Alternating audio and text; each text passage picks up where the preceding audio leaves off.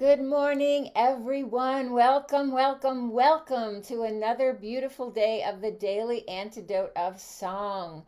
I'm Elise Witt coming to you from Pine Lake, Georgia, and I'm so excited today to meet the fabulous Nadia Tarnawsky, who is coming in to us from Cleveland, Ohio. But I don't think she's going to be singing an Ohio song with us today. No, we will be talking more about that. Welcome, everyone. Let's wave to Facebook Live. So good to have all of you with us today. And let's start out by just seeing who is here. Welcome, welcome to Anna, our daily antidote tech. She's making us sound and look so good. And hello, Nadia, can't wait to sing with you. Hello, Dan in Vienna, that's Virginia, not Austria. And Shari in New Hampshire, who got to sing with Leah Morris, that's so thrilling. Hoda in BC, and Bonnie in Boise, and Susan in Seattle. Cliff and Brian in Vermont, and Luda in Victoria, Aloysius in Massachusetts, and Deli, hello, hello, Deborah dancing in Kentucky, Arlene in Berkeley, California, and Susan G. Are you going to tell me which day it is? Ooh, I don't know. Or is it Carolyn? Sheila in Florida, Tim in Philadelphia. Hold that sign up a little bit higher. Oh, yes, vote. Thank you, Tim. I agree. And Kevin in DC, Kathleen in Albuquerque. I see one curly top, but I'm sure there are more coming in. And Anne in Knoxville, so good to sing with you. Thank you, Carolyn. 827 days today. Jim Harkless, our wonderful song leader, good to see you. Christiana still in Berlin. Nancy and her beautiful Irish cow. Hello, Storm and Julie in Ontario, Kate in Charlottesville, and Bronwyn and Kat in Vermont, Sid in Pennsylvania, Jenny in the Suffolk, UK, LMG. And the squares are going crazy. Hello, Kevin in New Hampshire, and Cricket, and Kathy, and Amos. I believe that's all for this moment. If I didn't get you now, I will certainly greet you and say farewell to you at the end of this beautiful time together. Welcome, everyone. So happy to see you all here this Monday morning in Georgia. I don't know where you are. Maybe it's evening if you're in England, or it's middle of the night if you're in Hawaii. Today we have the fabulous Nadia Tarnawsky with us. So happy to meet her for the first time and sing with her. I've been researching her, so I'm particularly excited. Nadia, welcome to the Daily Antidote. I believe you've been here before, so you know how this works, and we're so excited to sing with you. Thank you so much, and take it away. Well, hello everyone. Thank you so much for being here today. When Joe asked me about singing, I looked at the calendar and I went, I know what we're going to do. So, on the evening of July 6th into July 7th, which just happened a few days ago, there is this midsummer fire ritual holiday called Ivana Kupala in Ukraine. And there are a variety of songs that people sing for Kupala. So that's what we're going to sing today. And we're actually going to use part of the chorus that repeats over and over as our warm-up, because then we're doing double duty, which is great. So there's the words, which basically just mean, those words just mean on Ivana Kupala. That's easy translation. So we'll do the low part first, which is just a descending scale. So it's great for a warm-up. Na Ivana Kupayla. That's all it is. Na Ivana Kupayla, descending scale. Na Ivana Kupayla. Everyone sing that with me? Na Ivana Kupayla. And we sing that at the end of every verse. So it's good to learn it. And because the words are easy and they repeat every time, we can just kind of memorize them eventually. But you don't have to do that right this second. One more time, just the lowest bass line. Na Ivana Kupayla. And if you're a gentleman, you can sing it an octave lower. Na Ivana Kupayla. Wherever it fits in your range. Even if you're a lady and you're like, I'm a woman tenor, I'd rather sing an octave lower. Sing an octave lower. It's all good. So we'll do that bass part one more time. Ivana Kupayla. Good. Now this song happens in 3 parts. So the middle part will be next. And you're basically just switching between 2 notes back and forth for the middle one, so you can create that beautiful third and have those beautiful harmonies. If we were all together, we would hear those, but we just have to kind of imagine them notes. So the middle part starts at the same note as the bass part does, but then changes a little. So the middle part goes like this. Ivana Kupala. So just a couple notes. Listen to it again. Ivana Kupayla. Now sing it with me if you haven't sung it with me yet. Ivana Kupayla. One more time. Ivana Kupayla. Good. So now we'll do the bass, and then we'll do the middle. And we'll do each one like twice. I'll do bass, middle, and then bass, middle again. And use this as part of your warm-up. You're also learning the song at the same time, so it's great. So bass first.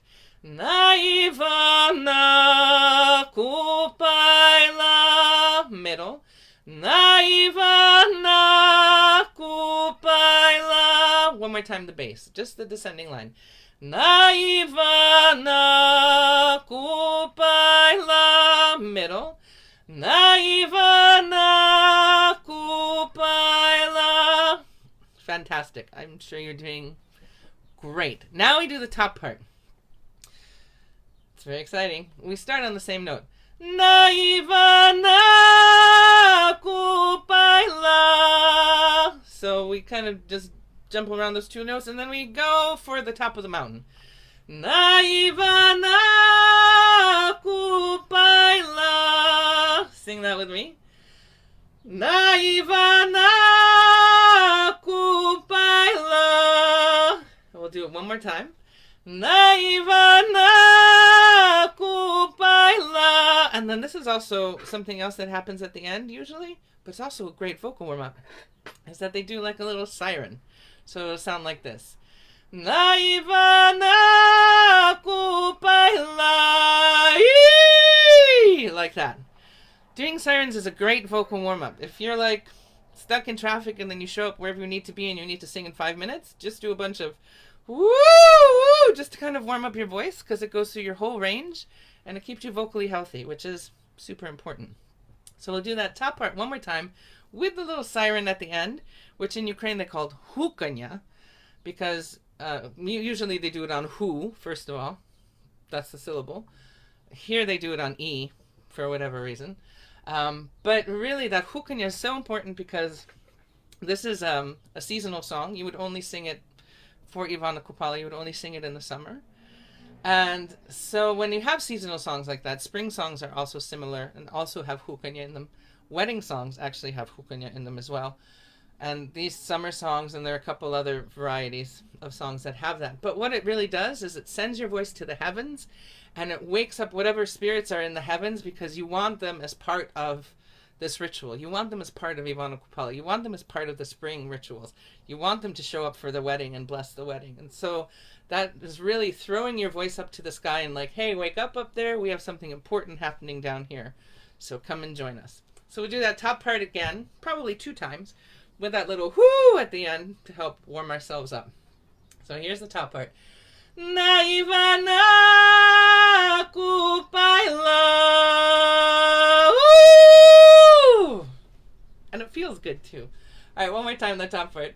Ivana Kupayla.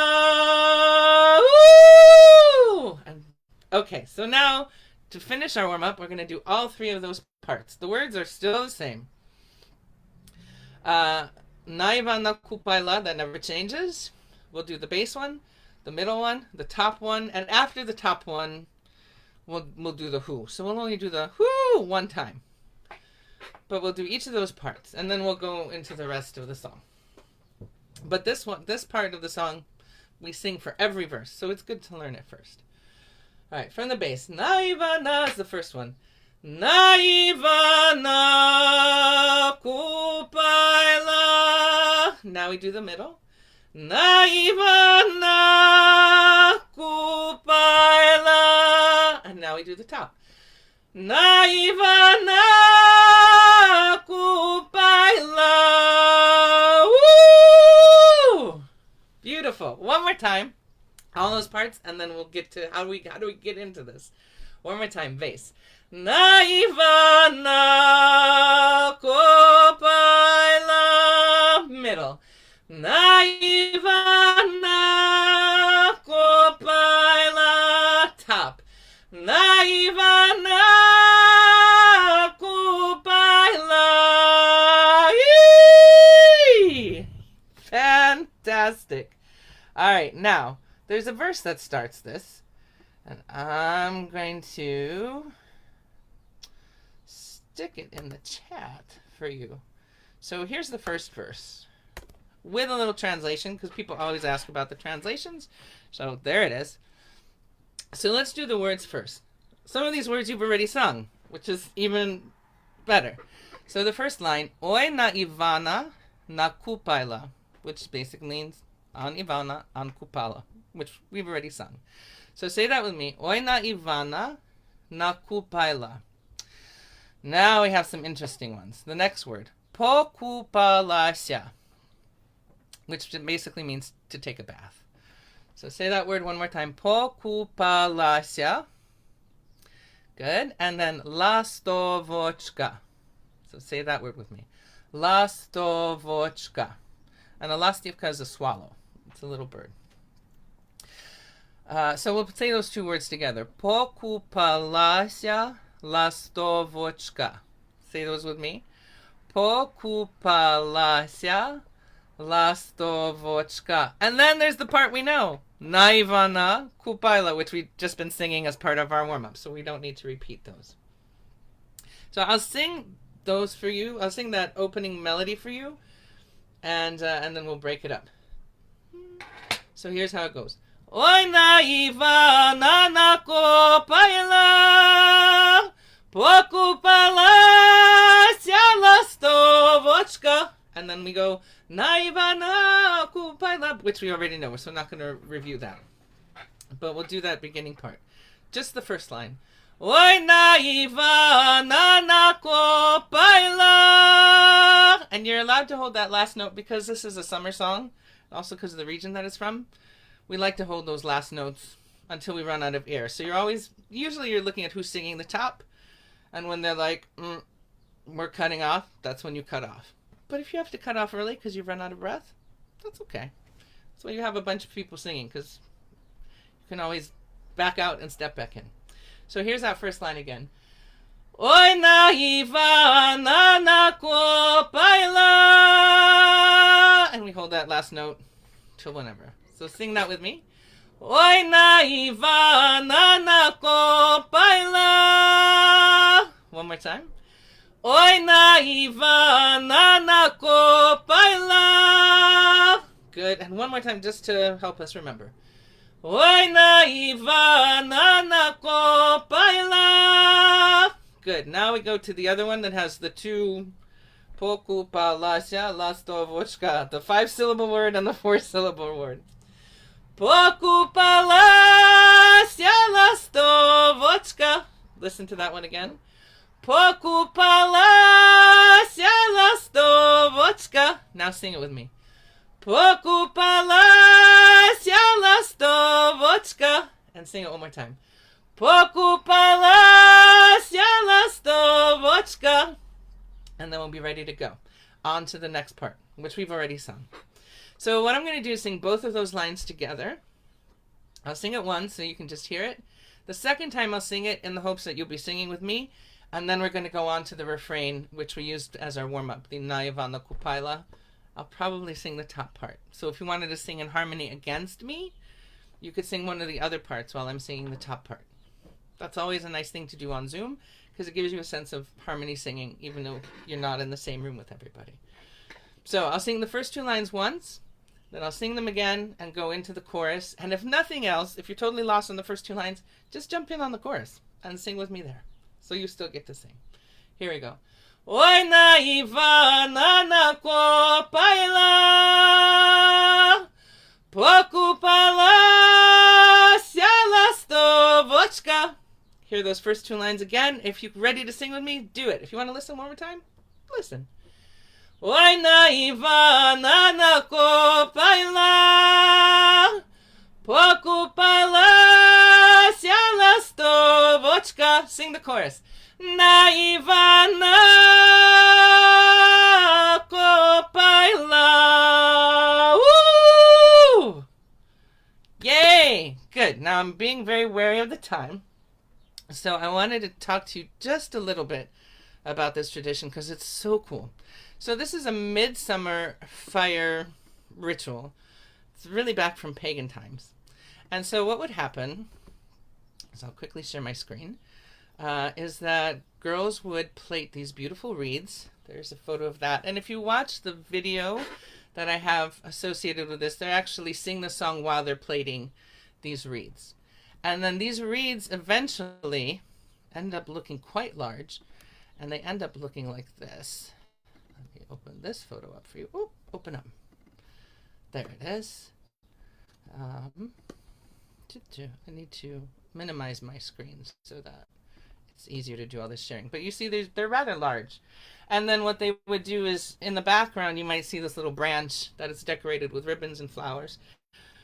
That's called a hiltse, or a branch. And so they would bring that out, and they do these circle dances around the branch, and they sing a variety of songs. They do a variety of divination kinds of things.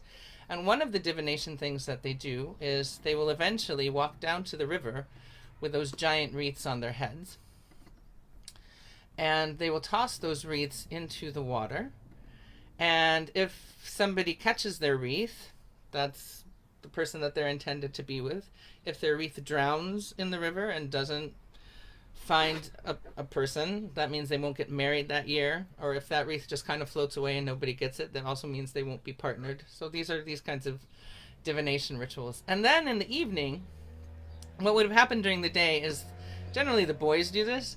They go through the village and they gather up anything that is flammable and broken. So broken wooden spoons, broken buckets, broken pieces of farming equipment, just stuff that you really can't use anymore. And then they end up creating a bonfire that's later in the evening.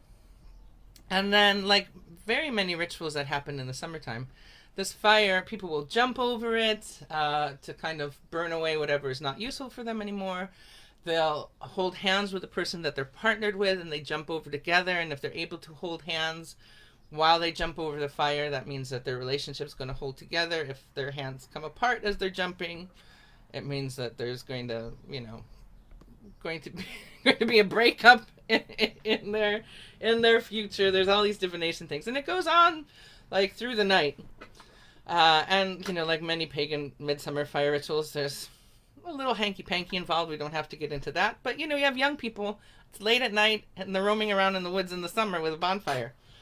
How do they know whose wreaths they find? Well, the girls know what their wreaths look like. When you plait your wreath, you plait certain flowers in it. You might put additional ribbons in it. It might be the color of your ribbon. That's a giveaway. The kinds of flowers that are used in it, that's the giveaway.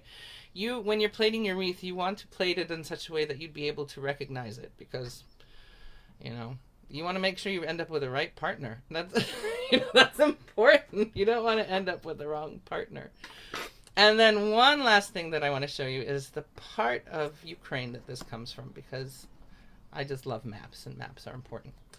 So, and that's the last thing that I'm going to put up before we start singing one more time. So this song is from the Kyiv region. If you look on this map, it's Kyiv's right here, kind of like sort of north-central Ukraine. And so this region is sort of not necessarily smack dab in the center of the country, but north-central, to be sure. And these particular fire rituals are very prevalent in northeastern Ukraine and what is called Polisy in the Kievan region, and then east of that in what's called the Poltava and Kharkiv regions. In the Carpathian Mountains, rituals like this don't exist, or they just haven't, or if they did exist, they've been forgotten about. So this is mostly north central, and eastern where you would find this kind of ritual. Okay, makes sense? All right, let's do some more singing. And actually, I think this is a good point. Since I'm talking, if anybody has questions besides how do they know their wreath, and they want to stick it in the chat, please do, and I will do my best to answer that question. And then the last thing I'm going to stick in the chat is that video that I mentioned. Oof, not that video, which is the girls plaiting the wreaths. So, and then they sing the whole song, so you can take a look at that too at your own leisure. I actually filmed that video when I was last in Ukraine, which was, when did I leave? In October of 2018 was the last time I was there. So there's that YouTube video. Nadia, you're such a beautiful teacher, and you seem completely at home with this music. You're in Cleveland, Ohio. Yes. Just tell us a tiny bit about your family and your background and how you are so fluent in both English and I don't know how many languages you speak actually. Well, Ukrainian, I mean, I did French in high school, but it would be embarrassing. Me too. My French is a little embarrassing now because I have, I don't use it. I don't practice it. My background, I was born in Cleveland, Ohio. My father was born in Ukraine in 1927. He left in 1941 during the Second World War, and they had this really crazy route where they traveled by wagons and with horses, and they traveled with other families kind of like in a caravan. And they ended up going through the Carpathian Mountains through Hungary. They basically followed the front. So they went through Hungary, they ended up going through Czechoslovakia, ended up in Germany, and then once they got to Germany, they had to split up because they were in a displaced persons camp. Most of them ended up going to England. My grandfather was not allowed to go to England. He was too old. He did not meet the age limit. And so he ended up traveling to the States, where he had some distant cousins in Cleveland, Ohio. And so he came to the States to set up paperwork and everything. And my father and his sister and brother and my grandmother ended up going to Britain, to the United Kingdom, where my father worked in a coal mine for a few years until they got papers to come to the States. So that's his story. My mother's side of the story, actually, her mother was born in Ukraine, but she came over to the States as an infant. She was like 9 or 10 months old when she came over. She didn't even remember her birthday. She had to pick a birthday because they were like, it was harvest time when you were born. They didn't have a particular date for her. So my mother was born here in the States, and then they met here after my father had immigrated and ended up coming over. And how I learned to speak Ukrainian was my father's tenacity. Is quite honestly the answer. He would only speak to me in Ukrainian, and if I spoke to him in English, he would just say, I don't understand what you're saying, and would ignore me until I repeated my question in Ukrainian. Also, in a lot of communities where there's a large Ukrainian community, they'll do Saturday school, it's like immersive language school, which I hated and thought was the stupidest thing ever. But now I'm very grateful for. And then as for singing this music, initially in my life I thought I was going to be an opera singer.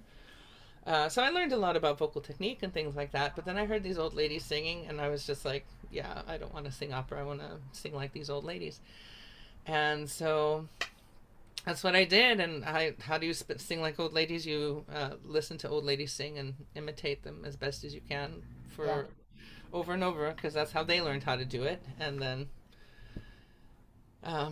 Beautiful. Yeah, we've talked a lot in Daily Antidote about how how we keep our culture and especially if depending on if we have two parents that speak the language or only one, easier to lose. And so it's beautiful how you've really embraced the language and the culture. And thank you so much. You're such a great teacher. I hope you can come to Atlanta sometime and teach us here. And I'd love to sing live and in person with you. So I'd love to. I would love to. And then, if you have any questions about the ritual itself, there's actually a lot online about, and it's generally like any of those midsummer pagan fire rituals are very similar. There's a lot of wreath making, there's a lot of singing in circles, there's a lot of dancing, because it's all about, and there's a lot of making bonfires, because it's all about returning fire to the sun, because it's the longest day of the year, or it happens around the time of the longest day of the year, and those kinds of things are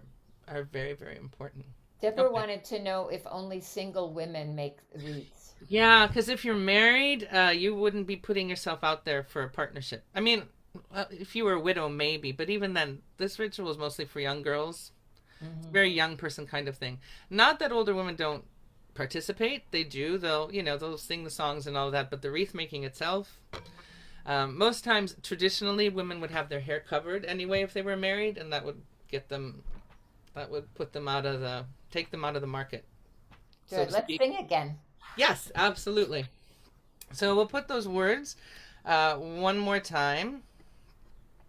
And then actually, what I'll do is I'm actually going to put two verses in there. So there's the We first. actually had one more question. Do the men know whose wreath they are fishing out, and do they watch the wreaths being made? Probably, actually. The boys are kind of crafty. There's a lot of trickster things that the boys do as part of this ritual. And I'm sure if they wanted a specific girl's wreath, they would be paying attention because, if you want Olga's wreath and then you're not paying attention, then you end up with Katya's wreath, and Katya's not really who you're interested in. You could be in some trouble. You want to end up with the right. So it's like, oh, Olga's using the blue ribbon. I have to look for the one with the blue ribbon. Or they would do things also. Like I said, that's the trickster thing. Throwing rocks in the river so certain reeds would drown and things like that. So, there's a lot of trickery going on. Wow. Wow. Okay. So what we'll do is for our last few minutes, because time has flown by so fast, if you feel comfortable singing the opening part of it, sing it with me. And if you just want to show up for the refrain, show up for the refrain. And then I put a second verse in there so we can just sing a little bit longer. And then for the second verse, I'll sing through all the parts one more time just to remind. Actually, I'll do it on the first verse too, just to remind everybody how all those three parts work. Okay? Make sure we're in a good key. We are. Good. Here we go. Oi na Ivana na Kupayla, Pokupalas'ya lastovochka. The bass. Na Ivana Kupayla. Middle na Ivana. Na Ivana Kupayla. Top, and we're gonna whoo. Na Ivana Kupayla. Woo! Second verse. Oi Kupalas'ya, sushylas'ya, Choho divchyna, zhurylas'ya. Here comes our refrain. Na Ivana Kupayla. Middle. Na Ivana Kupayla. Top. Na Ivana Kupayla.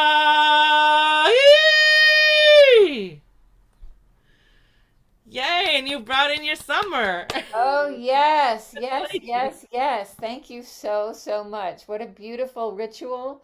And thank you for taking us really into a deeper understanding of it. So beautiful. Thank you so much. You're very, Is there very anything welcome. anything else you'd like to add before we sign off? Well, the only other thing that I want to say is I just looked this up today. We're in 4.5 months today, so 135 days of war in Ukraine. So it's not over there. People are still Yes. fighting for their sovereignty every day. So people always ask me how they can help, and the one organization that is, I think, viable and vetable is World Central Kitchen. So if you feel moved, like, oh, it's 4.5 months of war, World Central Kitchen is a great organization that are not only trying to take care of people in Ukraine, but also all of the refugees who have gone into Poland and Romania and all those places. And they're a really great organization. So Thank you. Thank you yeah, so much. Maybe you thank can, you. if you have their website, put it in the chat, but we can. Anna There did it that is. already. Anna, She's on it. always on top of things. Anna, thank you. Thank All you. right. Well, thank you again, Nadia, so much. Let's all wave goodbye to Facebook Live. Thank you so much for joining us today.